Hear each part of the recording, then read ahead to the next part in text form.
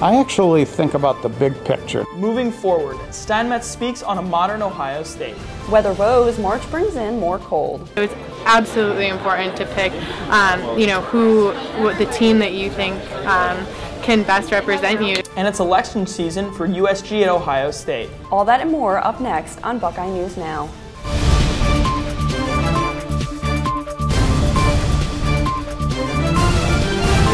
Welcome back, everyone. I'm Franz Ross, in for Ritika Shaw. And I'm Melissa Prax, in for Ariana Bernard. You're watching Buckeye News Now. The Lantern got to sit down with Provost Joseph Steinmetz on Wednesday, where the Chief Academic Officer touched on a number of topics, from affordability at Ohio State to goals he and the university wish to reach in the present and future. Last month, Steinmetz was reported as a finalist for the president office at the University of Texas, Austin, a job which he withdrew himself from consideration to keep his office at Bricker Hall. Here's a brief look at this interview. First of all, I was flattered that the University of Texas would think I would be a candidate for a presidency of a place like that. It's a great American university, just like this one is. But in my mind, I'm really happy with the position I have here, and I think I believe I'm making a difference in what I do, and I don't want to take any position anywhere unless I know I can make a difference in that particular position. We're building a big presence in data analytics because it turns out we had over 150 faculty already here who work in that particular area. Now, this is the area of big data, and we know one thing: we have this tremendous ability to collect data, but we're not so good as a society in dealing with the data. So when we talk about affordability of education, I actually think about the big picture, not just the tuition and fees and book costs, but what the whole cost of attendance to come to Ohio State. And for some students, it actually is traveling here. We've managed to keep the tuition increments for in-state students in particular fairly low over the last decade or so. So we know that that's the target to continue to do. So. It's election season again. Undergraduate student government held their one and only annual debate Monday night at the Ohio Union. Candidates running for president and vice president were able to discuss their platforms and ideas for the campus community. Lantern TV reporter Amanda Vaughn was at the debate and brings you a deeper look into what these candidates hope to accomplish. On Monday night, the undergraduate student government hosted a debate for the 2015 USG presidential and vice presidential candidates. The two slates up for election are led by Abby Grossman for president, with Abby Weidlich for vice president, and Michelle Bennett for president, with Noel Fisher as her vice presidential candidate. The debate included the candidates' policies on safety, sexual assault awareness, diversity, and affordability. We will also advocate for a sexual violence education services center that centralizes resources for all students and creates a place where survivors can go to find the resources they need and feel safe. But one of my favorite points of our safety plan is to create a mandatory safety class for all first-year students here at Ohio State. There are numerous ways that this plan can be executed, from incorporating it into residence halls to incorporating it into survey classes or even the first-year success series. I think a lot of students don't realize the importance that USG plays in sitting in our shared governance system on University Senate and all that stuff that seems kind of boring and political. It's incredibly important. Different decisions like fall break, like meal plans, things like that, they all go in from USG and from the leadership there. So it's absolutely important to pick, the team that you think can best represent you, to pick them so that they can do that. Voting starts at noon on March 9th and ends at 11:59 p.m. on March 11th. During that time, go to usg.osu.edu to vote. For Lantern TV, I'm Amanda Vaughn. With the snow and ice piling up on campus, it's easy to forget about another dangerous factor when driving on campus: potholes. After students complained about campus potholes during the That's Bucked Up Twitter campaign, undergraduate student government decided to tackle this problem. USG is working with the Buckeye Block Watch to raise awareness on how students can report potholes to the Columbus Department of Public Services.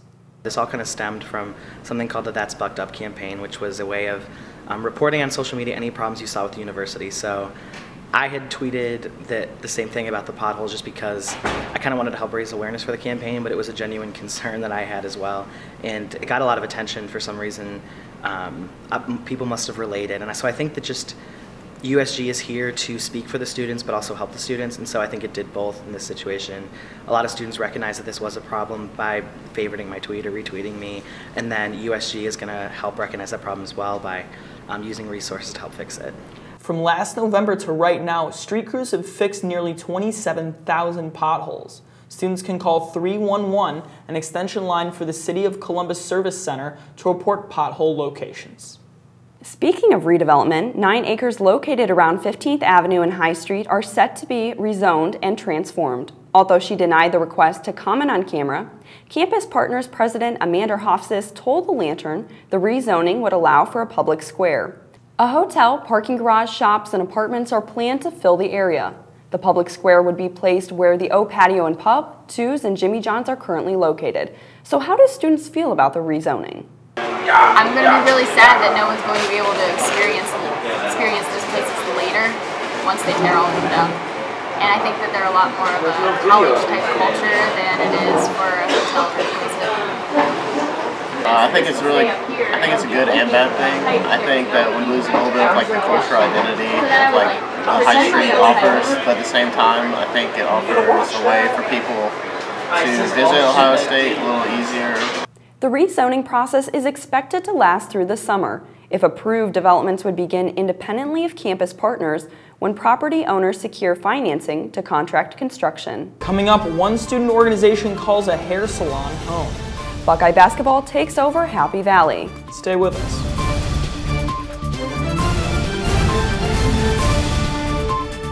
Rain, sleet, freezing rain, snow, you name it. We've had it this week across campus. While we're into the first week of March, it certainly hasn't felt much like spring, Franz. No, that's right. And with spring break just a week away, we're all hoping for it to warm up sometime soon. John, what can we expect? Guys, unfortunately, cold air has settled in once again for this weekend. We had some snow that moved through last night. Fortunately, missed the majority of it. Places in southern Ohio saw as much of 1 foot of snow. Fortunately for us, don't have to deal with that, but we're getting the cooler temperatures out behind it. High of only 19 degrees today, dropping back down to the single digits tonight, all the way down to 0. For the day tomorrow, well, that cold air will linger around a little bit. We do have a little more sunshine for the day on Friday. High of 25 degrees. So it'll seem like it's warm, but really not going to be a whole lot warmer than it is today, dropping down to 17 degrees by Saturday morning. What we look at for the weekend is a general warming pattern. By Saturday afternoon, we'll get up to 36 degrees. Chance of snow showers for the day, no real accumulation expected. As you head to bed Saturday night, go ahead and set the clocks forward 1 hour. Daylight savings time, the sun will set at 7:30 on Sunday night. On Sunday, high of 37 degrees, continued warmth here, partly sunny skies. Heading into the day on Monday, check this out. Plenty of sunshine, high of 42. The snow will continue to melt, so it'll be a wet start, but all the way up to 50 by Wednesday. I'm meteorologist John Banghoff. Back to you guys in the studio. With one regular season game left before tournament play starts, the men's basketball team is certainly closing the regular season out on a high note. In an away game in State College, the Buckeyes defeated the Nittany Lions by a score of 77-67. This game marks Ohio State's 3rd consecutive win and also gives Thad Matta his 297th win at Ohio State, tied for the most of any men's basketball coach at OSU. The Buckeyes will close out the regular season at the Schottenstein Center, where they will face off against the number 6 Wisconsin Badgers before heading to Chicago for the Big Ten tournament. After getting their first series sweep this past weekend, Ohio State men's hockey is preparing for one last home series of the season against the Minnesota Golden Gophers.